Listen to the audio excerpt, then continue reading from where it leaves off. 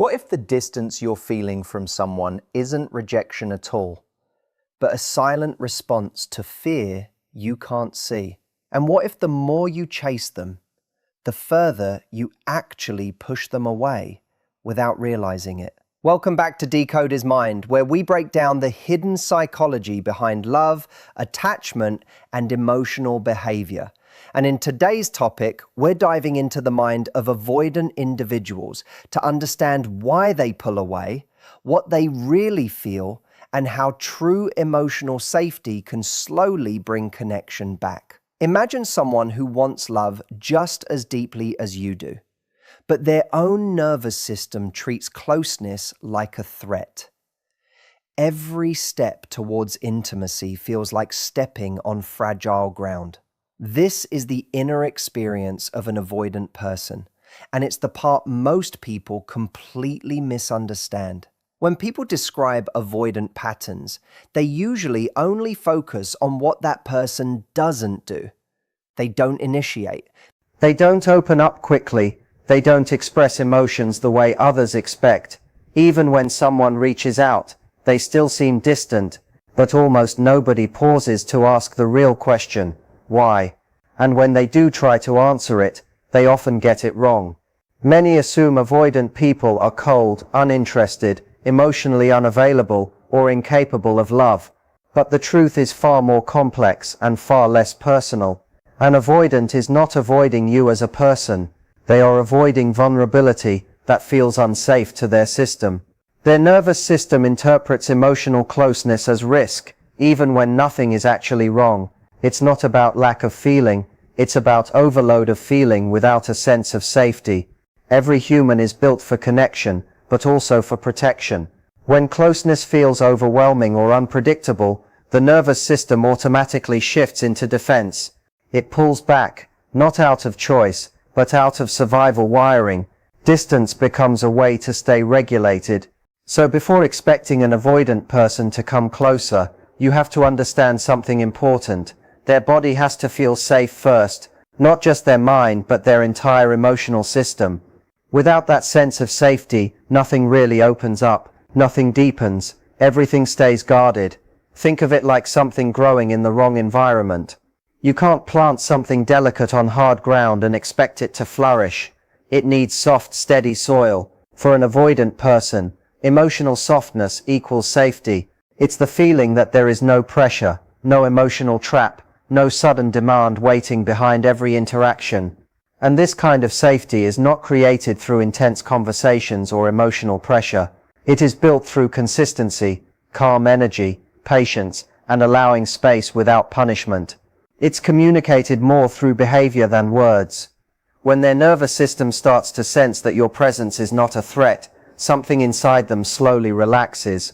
And that relaxation is what creates openness, not pressure, not chasing, not emotional arguments, just calm steadiness. Most people do the opposite. They chase harder. They ask for explanations again and again. They try to pull emotions out. They demand clarity in moments when the avoidant person is already overwhelmed.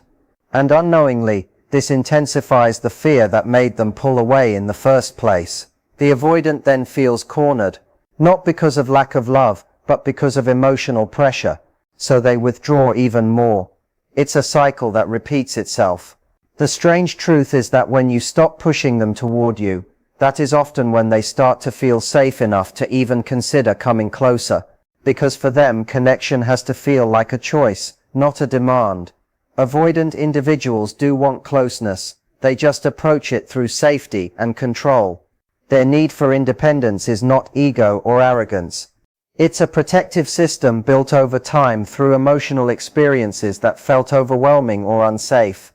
When you create an environment where they are not rushed, not pressured, and not emotionally cornered, their internal story slowly begins to shift. They start to see that closeness does not automatically mean loss of control. That is when small changes begin to appear, a message they didn't have to send, a conversation they choose to start, a moment of honesty that comes unexpectedly. To others, these may look small, but for them they are meaningful steps of trust. Safety in this dynamic is not about ignoring your own needs or accepting poor behavior. It's about emotional steadiness, not reacting from panic, not chasing from fear, not collapsing when there is silence. Instead, it's responding with calm. It's allowing space without turning it into rejection. It's choosing understanding over immediate reaction.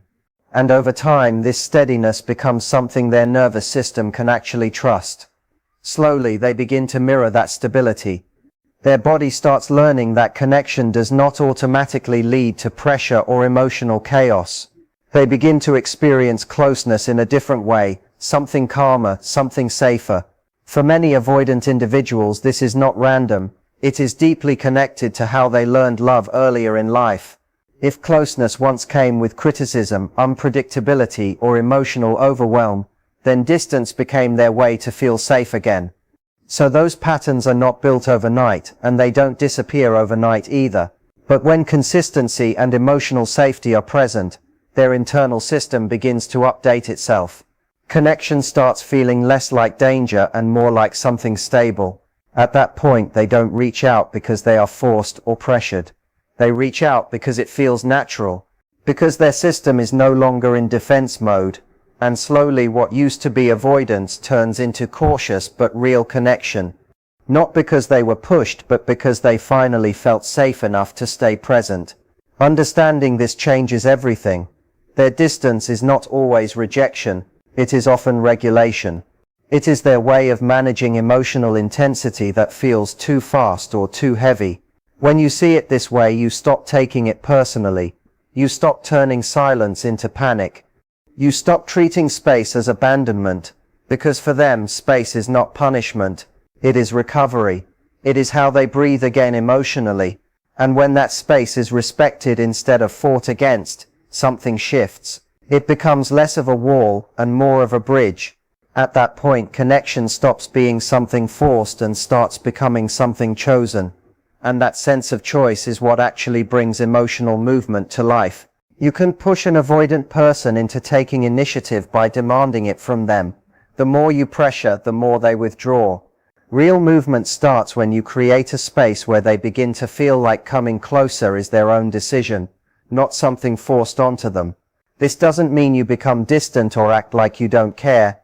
It's not about playing games or disappearing emotionally. It's much simpler than that. You stay consistent. You stay present, but you don't chase. You remain open, but you don't overwhelm. You are there, but you are not invading their space. That kind of balanced energy speaks quietly but deeply to someone who is sensitive to emotional pressure. It doesn't trigger their defense system. Instead, it slowly calms it. And in that calm, you are no longer registered as a threat. You begin to feel like safety. For many avoidant individuals, closeness has been linked with losing themselves, losing control, losing emotional stability. Somewhere in their past, closeness may have come with pressure, emotional responsibility, conflict, or unpredictability, so their system learned to associate intimacy with stress. That's why when connection becomes intense, they don't always lean in. Their nervous system goes alert. It tries to protect them. But when you stop reacting with panic to their distance, something important starts to shift. You don't change them by force. You change the meaning of connection in their mind. You show them, through your behavior, that closeness does not automatically mean pressure. It does not mean being trapped. It does not mean emotional overwhelm. It can exist with space, with respect, and with freedom still intact. And in that kind of environment, something very natural begins to grow, desire. Because human beings don't move toward what feels heavy or forced, they move toward what feels safe, chosen, and emotionally light. When an avoidant person starts to sense that being close to you won't cost them their identity or inner peace, they begin to lean in again, slowly and carefully. You'll notice it first in small things, a message they didn't have to send, a simple check-in, a question about your day, a moment where they share a little more than usual. On the surface, these look minor, but internally, they are big steps. They show that their nervous system is starting to relax. For them, distance is not rejection or punishment. It's regulation. It's how they regain emotional balance when things feel too intense. The goal is not to remove their need for space. The goal is to change what that space means. When you stop reacting to their distance with fear, that space stops feeling like escape. It becomes something different. It becomes a pause, a moment where they can breathe, think, and return without feeling pressured. This is where emotional safety starts to settle in. And connection is never the same for everyone. Some people bond through constant closeness and emotional sharing. Others bond in waves, coming closer, then pulling back, then returning again. Avoidant individuals often move in cycles like that, like a tide. They come in, they step out, and they return again. Your role is not to control that rhythm. It's to understand it without fear. When you stop trying to force their emotional movement, the relationship starts to grow in a more natural way. And when they don't feel controlled, they don't just come back. They come back with more clarity, more honesty, and more intention.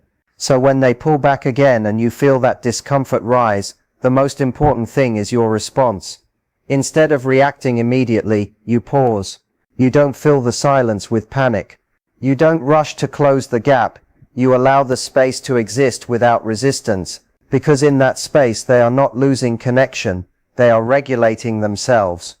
They are trying to regain balance so they can return in a more stable way. What feels like distance in the moment is often preparation for healthier connection later. And when you stay steady in that space, you slowly become something important in their internal world. A sense of emotional grounding. Someone who doesn't collapse when things feel uncertain. This is the paradox most people miss. The more you chase, the more fear you activate. The more you force closeness, the more they step back. But when you stop forcing, you actually make closeness possible. When silence is not treated as danger, it stops being a trigger. It becomes just space again. And in that space, their feelings can return naturally instead of being blocked by pressure. At that point, they don't come closer because they are pushed. They come closer because they choose to. And that is the only kind of closeness that actually lasts with someone who is avoidant. Not forced, not rushed, but chosen. Because in the end, relationships don't fall apart because of distance itself. They fall apart because of fear around that distance. Fear creates pressure, pressure creates withdrawal, and withdrawal creates misunderstanding. What softens that cycle is not control, it's safety mixed with freedom. When both exist together, connection becomes stable instead of stressful. And one of the most misunderstood but powerful tools in this dynamic is emotional neutrality. Many people think neutrality means being cold or disconnected, but real emotional neutrality is not absence of feeling, it's emotional steadiness. It's staying grounded even when the situation around you feels uncertain. For an avoidant person, this kind of steadiness feels calming. It feels like relief, because they are often highly sensitive to emotional intensity. They pick up on tone, pressure, urgency, and emotional shifts very quickly. Their nervous system is trained to detect emotional overload because in their past, emotional intensity may have meant conflict or discomfort. So even small signs of pressure can activate their need to pull back. This is why neutrality matters so much. It communicates safety without needing words. It tells them they don't need to defend themselves emotionally. When they withdraw and you respond with calm instead of panic, you send a message that says, "Your space is safe with me." Most people do the opposite. They react quickly. They ask more questions. They try to fix the distance immediately. But from the avoidant perspective, that feels like pressure, and pressure triggers withdrawal. Neutrality is not weakness. It is emotional strength. It is the ability to stay steady when the other person is not. It says, "I don't need to chase this moment. I trust the process." And over time that creates co-regulation. When one person stays calm, the other system slowly begins to settle too. Eventually the avoidant person starts experiencing connection differently, not as something that overwhelms them, but something that feels stable enough to return to. They start reaching out more naturally, not because they are pushed, but because they no longer feel emotionally threatened. That is where real change begins. They begin testing connection again in small ways, a message, a check-in, a small opening, And each of those moments grows because the environment feels safe. The deeper truth of neutrality is that it doesn't reduce your emotional presence, it refines it. It makes you someone who is emotionally safe to approach. And that safety becomes the bridge they keep returning to. In the end, everything comes down to one simple truth. You cannot force an avoidant person into closeness, and you cannot punish them into staying. What actually changes the dynamic is not pressure, not intensity, and not emotional chasing. It is safety. When a person with avoidant patterns starts to feel that connection does not threaten their freedom, their identity, or their emotional balance, something quietly shifts inside them. Their nervous system begins to relax instead of defend. And in that relaxation, real connection becomes possible again. Distance is not always rejection. More often, it is regulation. It is their way of finding emotional balance when things feel overwhelming. If you respond to that distance with fear, you turn it into a cycle of withdrawal and pursuit. But if you respond with calm, understanding, and emotional steadiness, you break that cycle. Over time, your consistency teaches their nervous system a new experience of love. One where closeness does not mean pressure. One where space is not punishment. One where connection does not feel like loss of self, but rather something they can safely return to. And that is the real transformation. Not when someone is forced to stay close, but when they choose to come closer because it finally feels safe to do so. If this message helped you understand things a little deeper, make sure you like the video, subscribe to ***, decode his mind, ***, and hit the bell icon so you never miss what's coming next. And in the comments, drop the word safety if this topic resonated with you and you want more content like this.